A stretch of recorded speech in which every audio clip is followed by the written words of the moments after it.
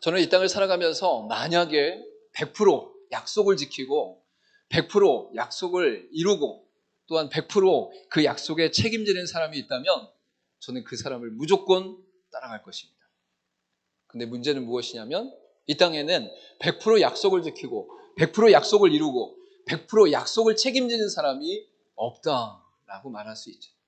본성이나 성향 자체가 그럴 수도 있지만 인간이 아무리 열심히 감당하려고 해도 우리가 약속 가운데 지킬 모든 것에 대해서 우리가 연약함으로 말미암아 지키지 못하는 경우들이 있음을 분명히 알 수 있는 것이죠.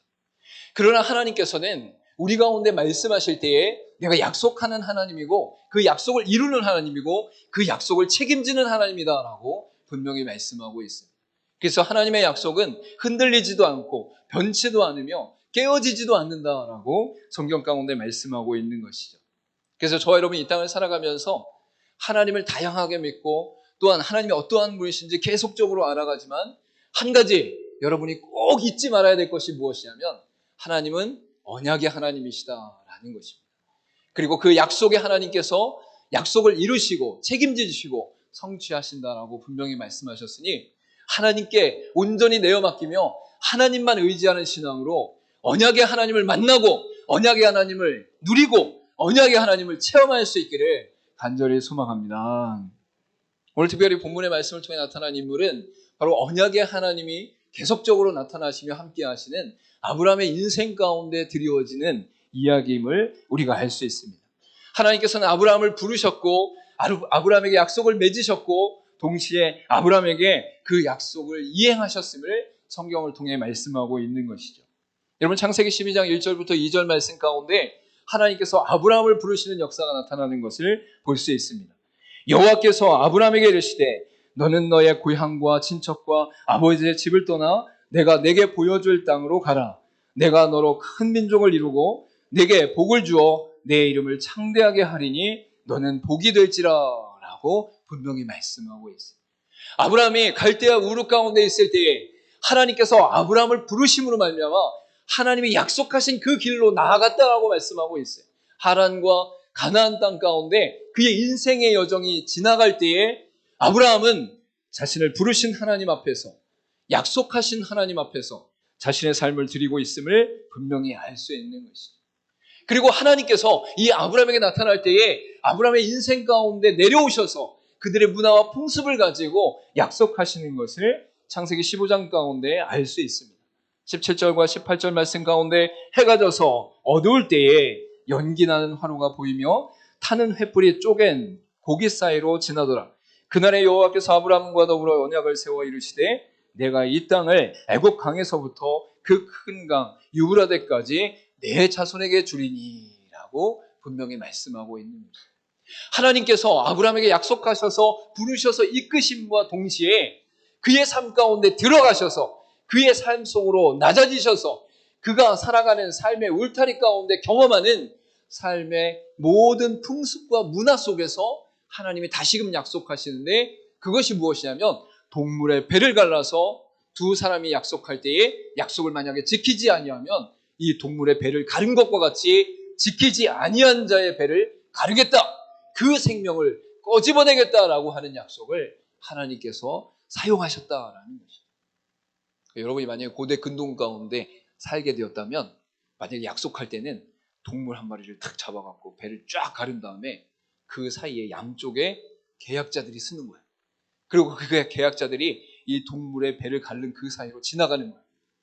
그리고 나서 만약에 우리 중에 약속 안 지키는 자가 있으면 너의 배를 가를 것이다.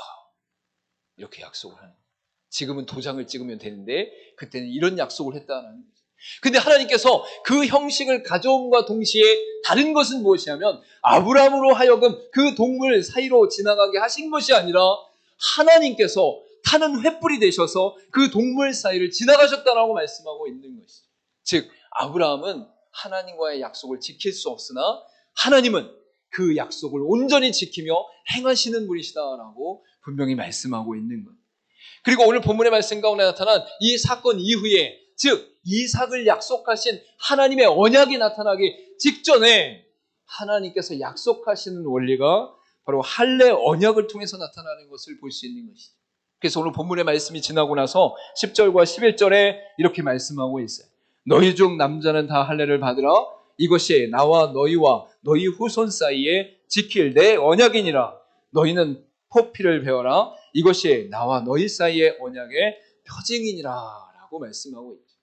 즉 하나님과 아브라함 사이에, 아브라함의 후손 사이에 약속은 이미 맺어졌고 하나님께서 일방적으로 하사 언약 가운데 이루어졌고 하나님께서 그 표징으로 나타나는 것이 무엇이냐면 바로 남자들에게 할례를 받도록 하였다라는 것을 분명히 말씀하고 있는 거예요. 여러분, 하나님께서는 아브라함을 언약 가운데 부르셨고 동시에 우리의 삶 가운데 언약으로 말미암아 함께 하셨고 또한 동시에 언약으로 말미암아 표징을 나타내셨다라고 분명히 말씀하고 있는 것이죠. 그래서 이 하나님의 놀라운 역사, 그 언약은 이 아브라함의 인생 가운데 언약의 하나님으로 나타났다라고 분명히 말씀하고 있는 것이죠. 여러분, 이 언약의 하나님이 바로 여러분의 하나님이신 것을 믿으시길 간절히 소망합니다. 여러분이 어디에 있든지 무엇에 있든지 아브라함을 통해서 믿음의 조상 가운데 그의 후손들에게 믿는 믿음 안에서 하나님의 복이 임할 것을 약속하셨고 그것을 지금도 이루고 계신다라고 분명히 말씀하고 있기 때문인 것이죠. 여러분, 오늘 본문의 말씀 7절과 8절의 말씀을 다시 한번 읽도록 하겠습니다. 우리 한 목소리로 같이 읽겠습니다. 시작. 내가 내 언약을 나와 너 및 내 대대 후손 사이에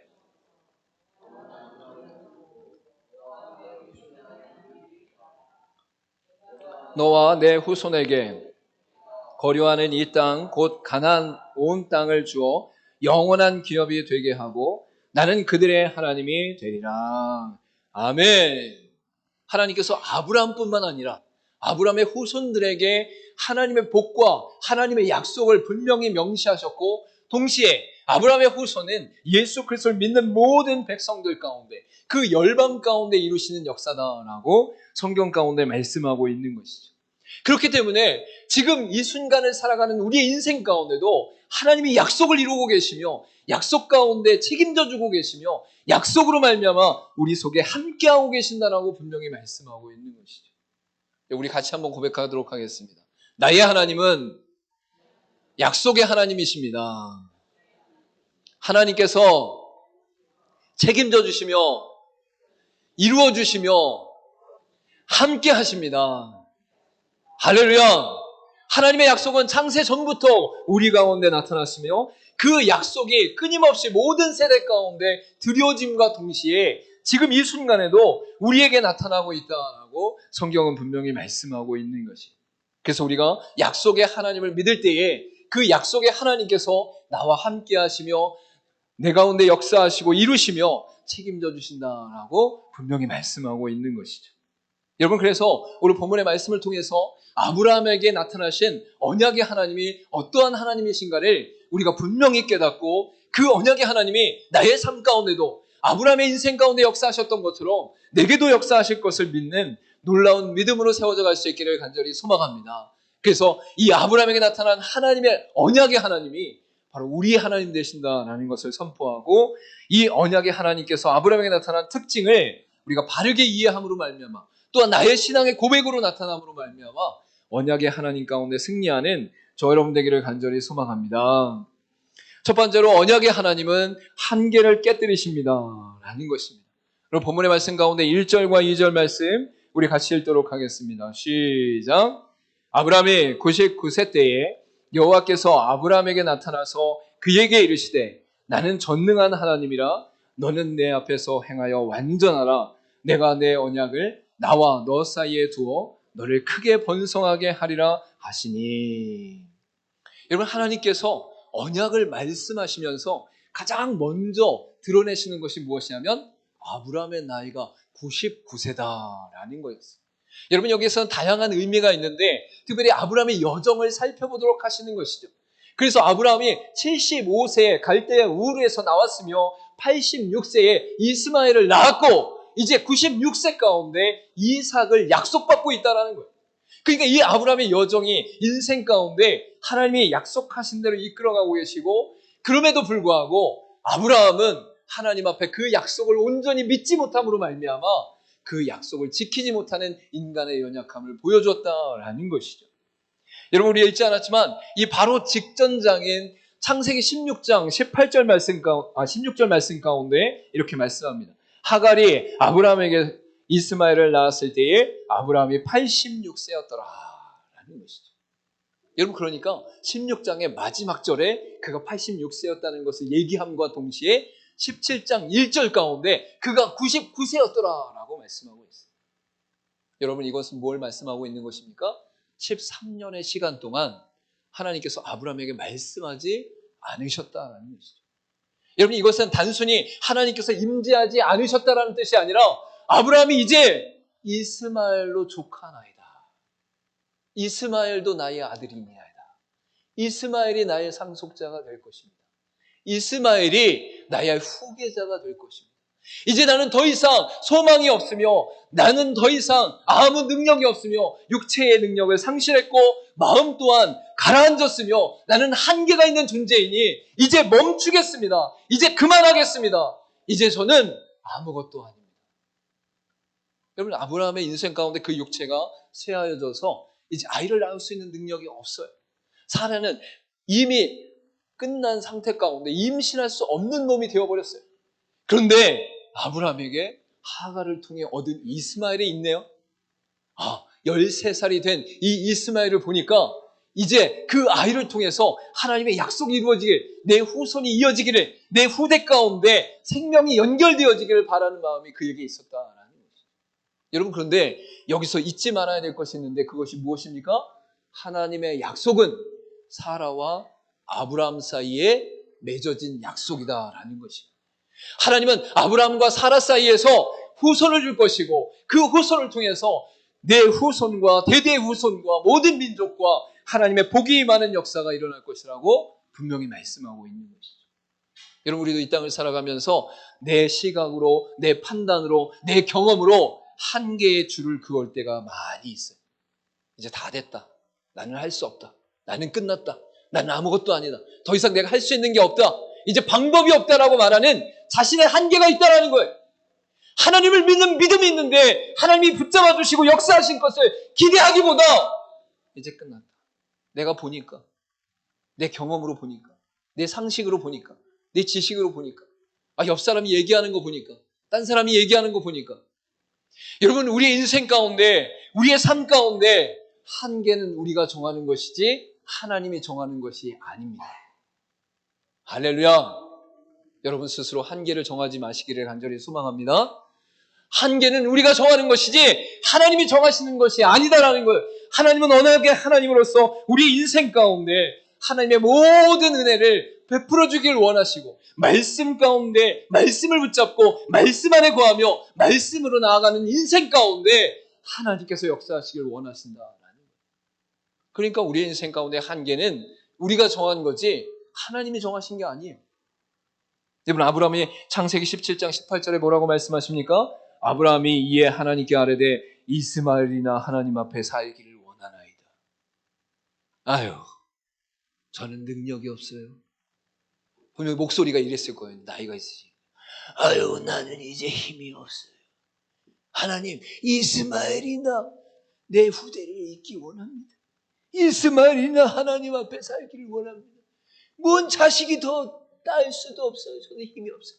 살아도 끝났어요. 저는 소망이 없어요. 여러분, 여러분의 인생 가운데 이러한 고백이 일어나지 않기를 간절히 소망합니다.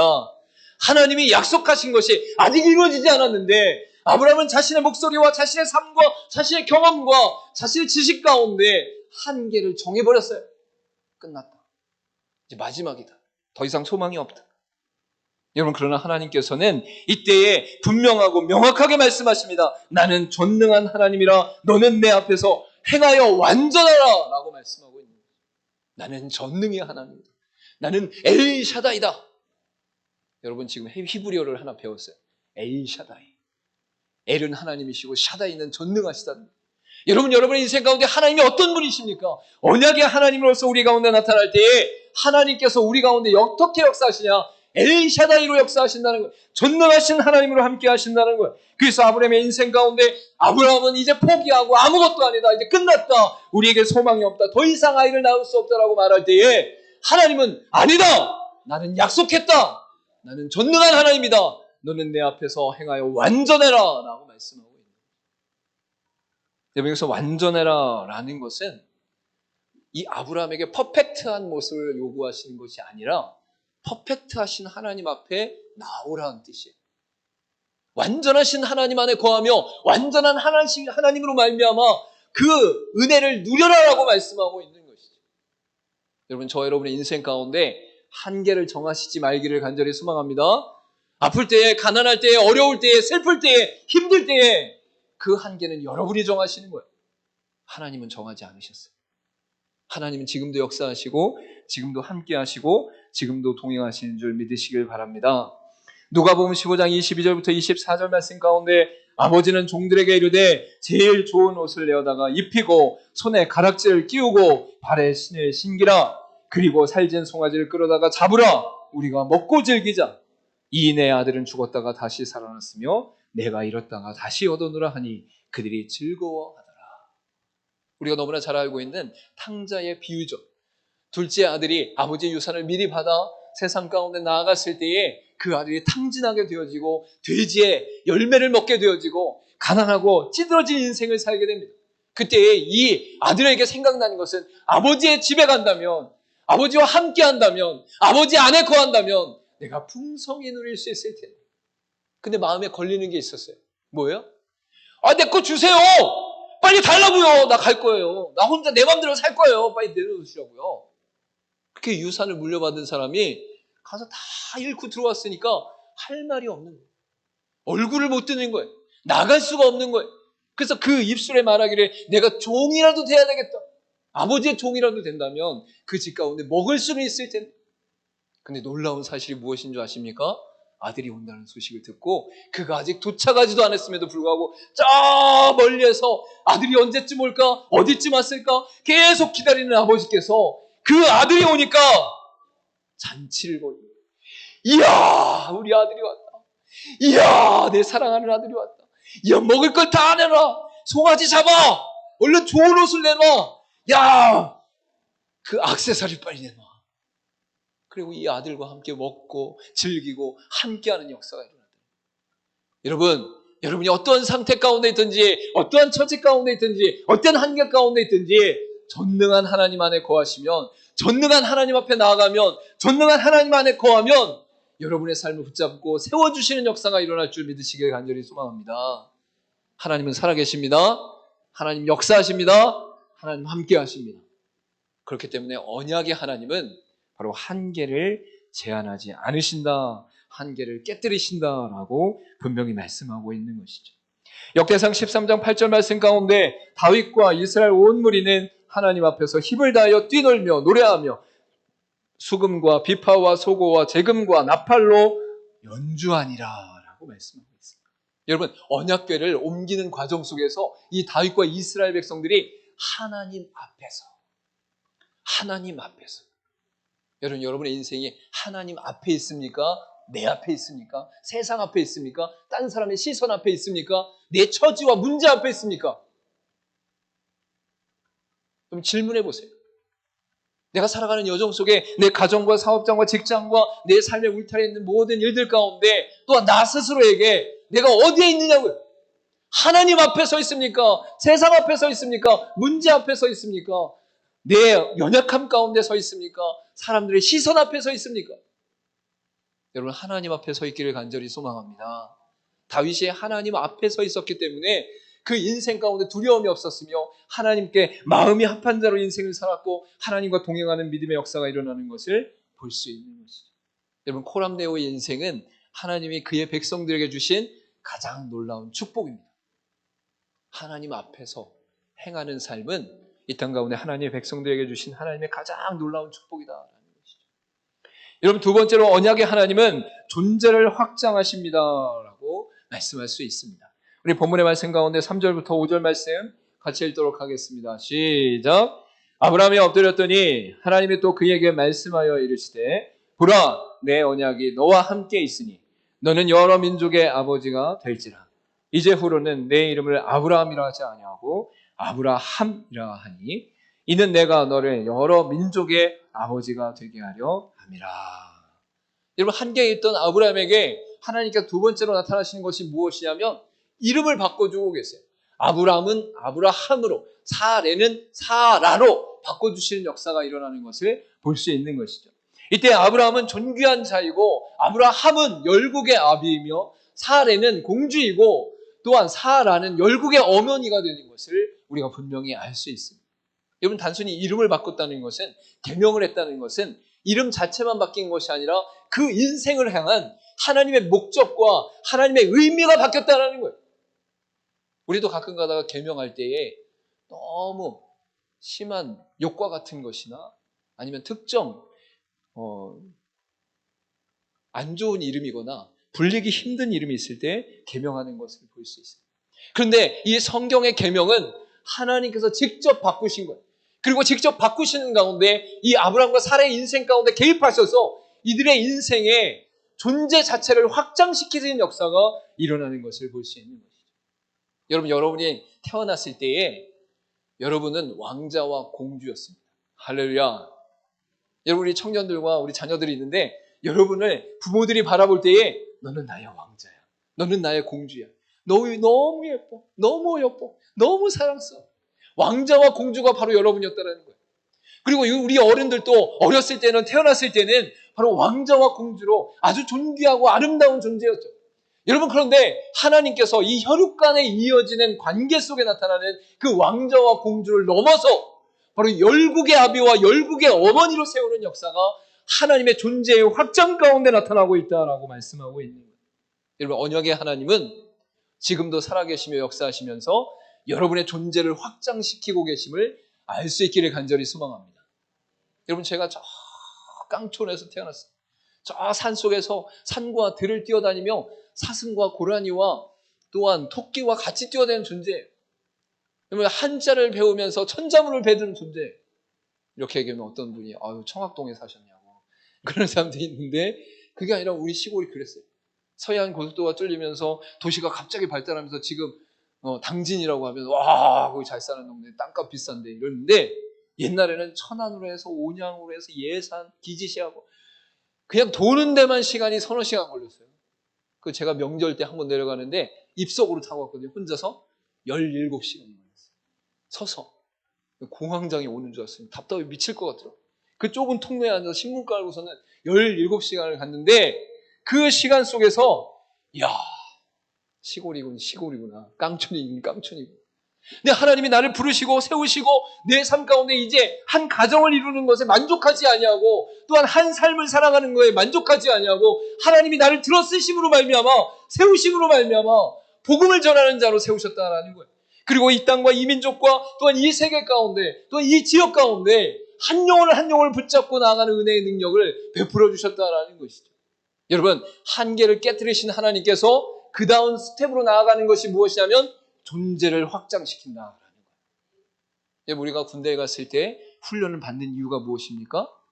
처음에는 전쟁을 치를 준비가 안 된 상태 가운데 있지만, 전쟁을 준비하는 과정 속에서 훈련하고 고된 노동 가운데 거하고 또한 그 안에 체계를 잡아감으로 말미암아 실제 전쟁이 일어났을 때에 그 전쟁에 승리할 수 있는 능력을 키우는 거예요. 여러분이 고난을 받을 때에 여러 가지 하나님의 섭리가 있지만 그 중에 하나 기억하시기 바랍니다. 나를 견고케 하시고 나를 세우시고 계시는구나. 할렐루야. 지금 아브라함과 아브라함으로, 사레를 사라로 하나님께서 이끌어 가시면서 하나님의 존재의 확장이 일어나고 있음을 알 수 있습니다.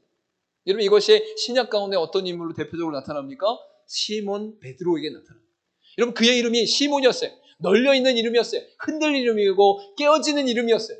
여러분, 그런데 이 시몬이라는 이름을 예수님께서 물고기를 낚는 어부 가운데 부르셔서 사람을 낚는 사람으로 세우심과 동시에 그의 이름을 뭘로 바꿔주시냐?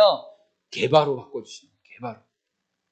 그래서 사도 바울을 통해서 신약 성경 가운데 교회가 세워지는 모든 여정 속에 이제 시몬이라는 말로 불리우지 않고 게바라고 불리우게 되는 것을 볼 수 있는 것이죠. 여러분, 게바는 무슨 뜻입니까? 반석이라는 뜻이에요. 반석. 그럼 베드로만 보면 사실 혈기왕성해서 그 감정에 휘둘리는 사람 아닙니까? 욱해갖고 야! 예수님을 잡으려고 하니까 칼을 빼갖고 야! 너 어디? 그리고 나서 이제 예수님이 붙잡힌 상황 가운데 사람들이 막 물어보는 거예요. 너 예수님의 제자 아니냐? 너 예수님하고 같이 다니는 사람 같은데? 너 예수님하고 옆에 있었던 사람 같은데? 아니야. 뭔 소리야. 잘못 봤어. 여러분, 이렇게 감정에 휘둘리던 자였어요. 자기의 상태에 휘둘리던 자였어요. 근데 예수님께서 그 이름을 개바라 라고 말씀하시며 교회의 반석이 되게 하시고 교회의 시초가 되게 하시고 교회의 초기 사도가 되게 하시는 역사가 일어나는 것을 볼 수 있는 것이죠. 여러분, 물고기를 잡던 베드로가 사람 낚는 어부로 불리우면서 흔들리고 끌려다니는 감정의 소유자가 이제 반석이 되어져서 그가 거꾸로 죽임을 당하고 끝까지 복음을 증거하는데 그가 흔들리지 않고 복음을 증거하는 역사가 나타나는 것을 볼 수 있습니다. 근데 저와 여러분을 하나님께서 뭐라고 부르세요? 성도라고 부르세요. 성도. 그러면 성도의 뜻은 거룩한 무리들이라는 거예요. 그 여러분에게 거룩하다라고 하는 거죠. 네, 보니까 한 두세 분은 찔리시는 것 같고 농담입니다. 저를 비롯해서 모든 사람이 찔리죠. 난 거룩하지 않은데, 나는 연약한데, 나는 부족한데, 나는 하나님 앞에 실수가 많고 넘어지는 일이 많은데, 나는 하나님 말씀을 지키지 못하고 살아가는데, 근데 하나님께서는 여러분을 지금도 거룩한 백성, 성도라고 부르면서 하나님의 백성으로 세워가시고 있다는 거예요. 그리고 그 세워신 가시 가운데 결국은 여러분이 천국에 갔을 때에 예수 그리스도의 보혈로 말미암아 영원한 하나님의 백성으로 완전한 거룩함 가운데 영화로움 가운데 거하게 하신다라고 말씀하고 있어요. 할렐루야. 이것을 믿으십니까? 여러분 연약하고 부족하지만 그리스도 안에서 행하면 여러분의 삶이 이제 죄인에서 의인으로 바뀌었고 여러분 거룩하지 않은 사람이었다가 이제 거룩한 존재로 바뀌게 됐다라고 성경은 말씀하고 있는 것이. 그래서 로마서 1장 7절 말씀 가운데 로마에서 하나님의 사랑하심을 받고 성도로 부르심을 받은 모든 자에게 하나님 우리 아버지 주 예수 그리스도로부터 은혜와 평강이 있기를 원하노라 라고 말씀하고 있죠. 즉 하나님의 구원, 하나님의 사랑, 예수 그리스도의 십자가의 구원을 믿는 자들의 인생 가운데 그들을 성도로 부르셨다라고 분명히 말씀하고 있습니다. 우리의 연약함과 우리의 부족함 속에서도 우리의 미련함과 우리의 둔함 속에서도 예수 그리스도의 십자가의 은혜로 말미암아 내가 성도가 되었구나. 그러니까 여러분이 이 땅 가운데 육신의 제한과 사망의 제한과 사단의 제한 가운데 그 존재 가운데 있던 죄인이었고 사단의 권속 아래 거하던 자들이었는데 예수 그리스도께서 이 땅 가운데 구원을 이루심으로 말미암아 우리 가운데 하나님의 사랑으로 우리가 의인이 되어지고 하나님의 자녀가 되어지고 하나님의 백성이 되어졌다라고 말씀하고 있는 거예요. 그러니까 여러분이 연약해도 여러분은 하나님의 자녀예요. 하나님이 그렇게 정하셨어요. 여러분이 부족하고 말씀 가운데 거하지 못하고 쓰러질지라도 하나님이 여러분을 성도로 부르시고 계세요. 우리 같이 고백하겠습니다. 나는 성도입니다. 난 거룩한 사람입니다. 찔리지만 맞습니다. 할렐루야. 우리 다 찔려요. 저도 찔려요. 저도 부족해요. 그러나 하나님께서 우리 가운데 역사하시면서 언약의 하나님으로서 우리 가운데 존재를 확장시켜 주셨다라는 거예요. 하나님께서 우리 가운데 베푸시는 은혜를 날마다 누릴 수 있기를 간절히 소망합니다. 마지막으로 나타나는 언약은 바로 언약의 하나님은 끝까지 성취하십니다라는 겁니다. 본문의 6절 말씀 우리 같이 읽도록 하겠습니다. 시작. 내가 너로 심히 번성하게 하리니 내가 내게서 민족들이 나게 하며 왕들이 내게로부터 나오리라. 아멘. 하나님의 약속은 아브라함이 살던 그 시대뿐만 아니라 그의 후손, 대대 후손까지 또한 그가 세우실 왕들까지 나타나는 것을 볼 수 있죠. 이것은 이스라엘 민족을 말씀하는 것과 동시에 또한 사울과 다윗과 솔로몬을 비롯한 왕들, 분열 왕국의 왕들을 말하는 것과 동시에 영원한 하나님의 구원자 되신 왕 중의 왕 되신 예수 그리스도가 아브라함의 혈통 가운데 이어져 나올 것을 분명히 말씀하고 있는 것이죠. 그래서 갈라디아 3장 15절과 16절 말씀 가운데 형제들아 내가 사람의 예대로 말하노니 사람의 언약이라도 정한 후에는 아무도 패하거나 더하거나 하지 못하느니라. 이 약속들은 아브라함과 그 자손에게 말씀하신 것인데 여럿을 가리켜 그 자손들이라 하지 아니하시고 오직 한 사람을 가리켜 내 자손이라 하셨으니 곧 그리스도라 라고 말씀합니다. 아브라함에게 여러 후손들을 말씀하셨는데 그 중에 단 한 사람 영원한 메시아 왕 중의 왕 되시는 예수 그리스도를 우리 가운데 허락하셨다라는 것입니다. 그로 말미암아 예수 그리스도를 믿는 자들이 구원받는 역사 속에서 하나님의 구원의 역사가 일어나고 언약의 성취가 드러나는 것을 볼 수 있는 것입니다. 그래서 언약의 하나님은 우리 가운데 거하신다는 것은 끝까지 성취하신 하나님의 특징이 나타나고 있다라는 것을 분명히 말씀하고 있는 것입니다. 여러분이 연약하고 부족하고 하나님 앞에 쓰러지고 넘어진다 할지라도 하나님은 절대 여러분을 놓지 않으십니다. 하나님의 힘과 권세와 능력은 이 세상의 그 어떠한 것과도 비교할 수 없는 놀라운 능력이기 때문에 여러분을 붙잡고 있는 그 손이 절대 놓쳐지지 않는다라고 말씀하고 있습니다. 할렐루야! 영원한 언약의 하나님을 믿으시길 간절히 소망합니다. 요한계시록 20장 20절과 21절에 이렇게 말씀합니다. 이것들을 증언하신 이가 이르시되 내가 진실로 속히 오리라 하시거늘 아멘. 주 예수여 오시옵소서. 주 예수의 은혜가 모든 자들에게 있을지어다. 아멘. 이 말씀은 성경의 가장 마지막 장, 가장 마지막 절의 말씀. 여기 뭐라고 말씀하고 있어요? 내가 진실로 속히 오리라 하시거늘 아멘. 주 예수여 오시옵소서. 여러분, 하나님의 언약은 지금도 진행 중이에요. ING에. 여러분, 앞으로 일어날 수많은 상황들 속에서도 여러분이 놓지 말아야 될 것은 무엇이냐면 앞으로도 하나님의 언약은 끝까지 성취된다라는 거예요. 그래서 여러분이 죽음을 맞이할 때, 세상의 종말이 일어날 때 여러분은 결국 하나님의 은혜 안에서 천국을 소유하게 될 거예요.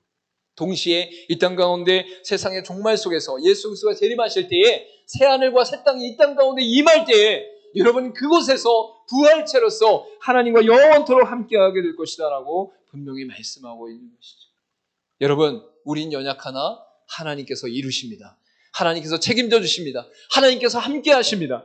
고린도전서 1장 8절과 9절 말씀 가운데 주께서 너희를 우리 주 예수 그리스도의 날에 책망할 것이 없는 자로 끝까지 견고하게 하시리라. 너희를 불러 그의 아들 예수 그리스도 우리 주와 더불어 교제하게 하시는 하나님은 미쁘시도다. 할렐루야. 하나님은 아름다우시며 미쁘심으로 말미암아 우리 가운데 그 은혜의 언약을 계속적으로 베풀어 주시는데 바로 끝까지 견고케 하심으로 말미암아 책망할 자가 없게 하시는 은혜 가운데 우리를 놓지 않으신다라고 말씀하고 있습니다. 여러분, 세상의 수많은 것들 앞에서 그것을 붙잡지 말고 하나님의 말씀을 붙잡고 하나님의 약속을 붙잡고 하나님을 붙잡는 인생 되기를 간절히 소망합니다.